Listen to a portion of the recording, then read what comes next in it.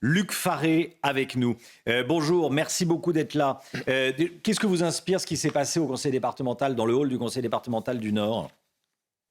Bonjour, et pour répondre à votre question, d'abord j'apporte un soutien aux agents publics qui ont été victimes de cette dégradation, parce que c'est toujours traumatique d'être confronté à cet aspect de violence.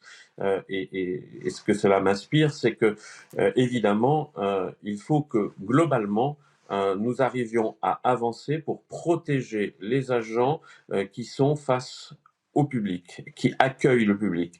Parce qu'on constate ces dernières années une augmentation des conflits entre les usagers du service public et, euh, et les agents qui appliquent les règles qui sont fixées par les politiques des différents organismes et du gouvernement en particulier. Il y a de plus en plus d'incidents de ce type, des personnes violentes qui n'arrivent pas à maîtriser leurs nerfs. Oui, malheureusement, nous constatons qu'il y a une augmentation de cette difficulté du rapport entre l'administration avec un grand A, donc les agents publics d'accueil qui sont en première ligne, et un certain nombre d'usagers qui sont mécontents.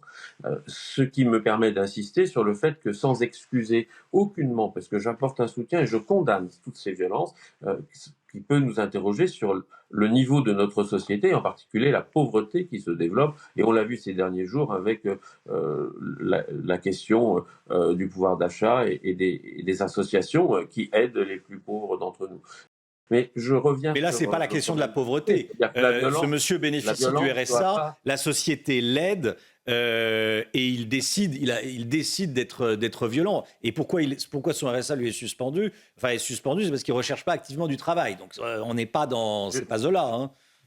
Bien sûr, et d'ailleurs c'est bien pour ça que je redis ce que je Hmm. disais, c'est-à-dire que pour nous, à l'UNSA, il faut qu'on défende les agents publics, qu'on les protège, et c'est l'une des raisons pour lesquelles je sais que vous allez recevoir Stanislas Guérini aujourd'hui. Ça fait maintenant quelques mois que je le rencontre régulièrement et quelques mois que je lui dis régulièrement, il faut que nous ouvrions des négociations sur les conditions de travail dans la fonction publique, partout, afin que chaque employeur soit dans l'obligation de prévoir d'organiser la protection des agents en matière de sécurité. Parce que vivre un traumatisme comme celui qu'ont vécu nos trois collègues dans le conseil départemental du Nord, eh bien, c'est vraiment grave. Alors nous demandons que la protection fonctionnelle des agents soit renforcée, qu'elle soit systématiquement appliquée, et puis que l'on négocie sur les aménagements, sur la façon d'accueillir, sur la formation nécessaire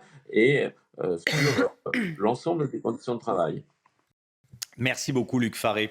Merci d'avoir été en direct avec nous. Effectivement, l'invité de la grande interview sur CNews et sur Europe 1 à 8h10 sera ce matin Stanislas Guérini, ministre de la fonction publique. Je lui poserai toutes ces questions. Qu'est-ce qu'il prévoit pour renforcer la protection des fonctionnaires?